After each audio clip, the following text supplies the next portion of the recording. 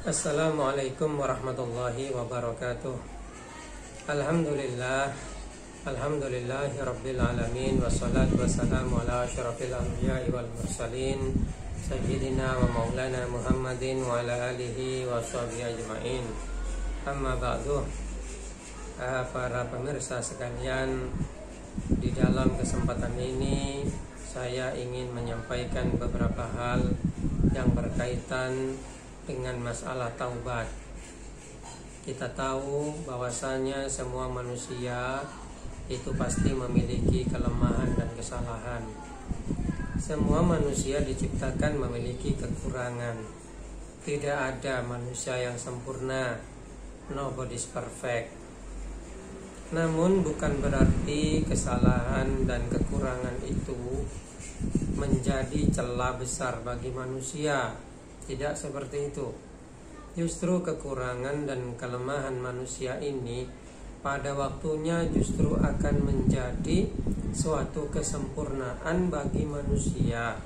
Karena dengan kesalahan dan kelemahan itu manusia pada dasarnya bisa menjadikannya sebagai alat untuk introspeksi diri dan menyadari betapa manusia itu sebenarnya hanyalah seorang hamba.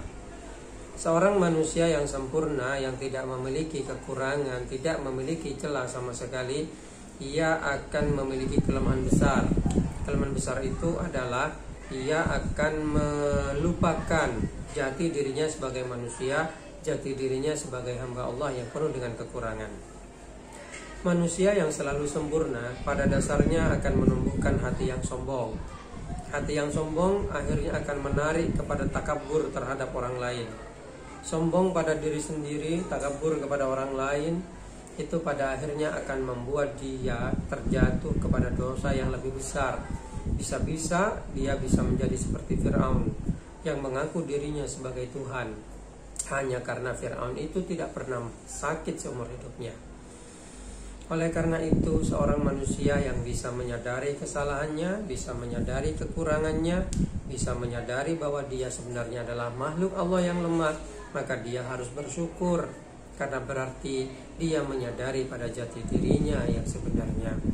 Oleh karena itu, karena memang manusia itu memiliki kelemahan, manusia itu berpotensi melakukan dosa, melanggar aturan yang ditetapkan oleh Allah. Allah Subhanahu wa taala kemudian menyediakan satu sarana yang bisa digunakan manusia untuk menghilangkan dosa yang dia kerjakan. Sarana itu dinamakan dengan taubat. Apakah yang dinamakan taubat? Taubat itu artinya kembali dari dosa, kembali ke jalan yang benar. Cara taubat itu sebenarnya sederhana bagi umat Nabi Muhammad SAW.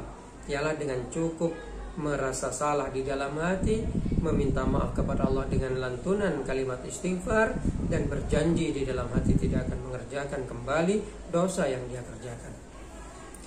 Jika manusia sudah melakukan itu, maka dosanya dengan Allah SWT akan dihapuskan. Walaupun dosa itu banyak, tetap Allah Ta'ala akan menghapusnya, karena Allah SWT telah berjanji untuk memaafkan dosa manusia. Dan baginda Rasulullah SAW juga menegaskan bahwasanya at-taib min dzambi kaman la dzambalah.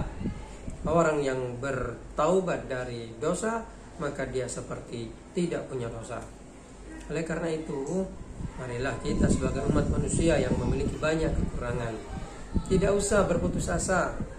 Kita harus selalu meletakkan perasaan dalam hati husnudzon kepada Allah, berbaik sangka kepada Allah, bahwasanya Allah tetap akan memaafkan semua dosa kita, dengan syarat kita tidak dengan sengaja mempermainkan dosa atau meremehkan dosa.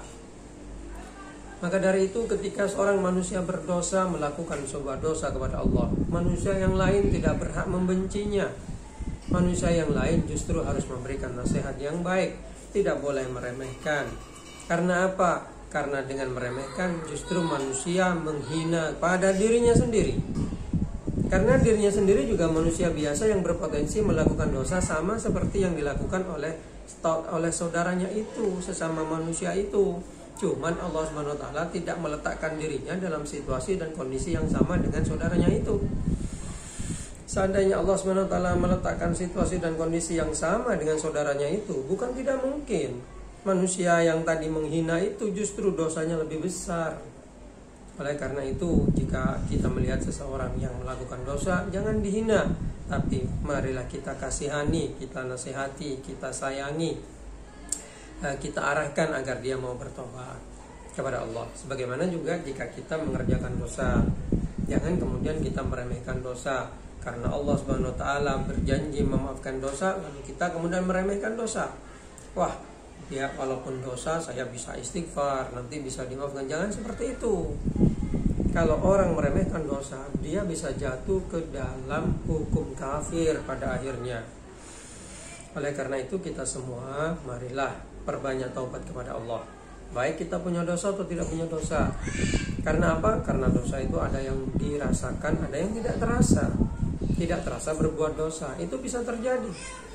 Oleh karena itu, perbanyaklah istighfar. Baginda Nabi Muhammad SAW juga membaca istighfar paling sedikit dalam satu hari satu malam itu 70 kali. Padahal baginda Nabi Muhammad SAW dimaafkan sudah semua dosanya oleh Allah, dimaksum dan dijaga dari dosa yang lain.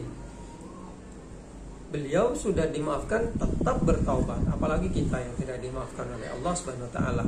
Maka kita jauh lebih harus bertaubat. Oleh karena itu, marilah kita perbanyak taubat kepada Allah Subhanahu wa taala. Walaupun kita manusia penuh dengan kekurangan, manusia diciptakan penuh dengan kekeliruan dan keluputan, itu memang sifat manusia. Tapi Allah Subhanahu wa taala tetap menyediakan sarana untuk menutupi kekurangan itu, ialah dengan taubat. Marilah kita gunakan sarana taubat dengan sebaik-baiknya, sehingga kita bisa menjadi hamba Allah yang baik. Semoga kita semua dengan Allah Ta'ala dicatat sebagai hamba Allah yang baik dan menjadi hamba yang diridhoi olehnya. Amin ya rabbal alamin. Wabillahi taufiq wal hidayah wa biridha wal hidayah. Wassalamualaikum warahmatullahi wabarakatuh.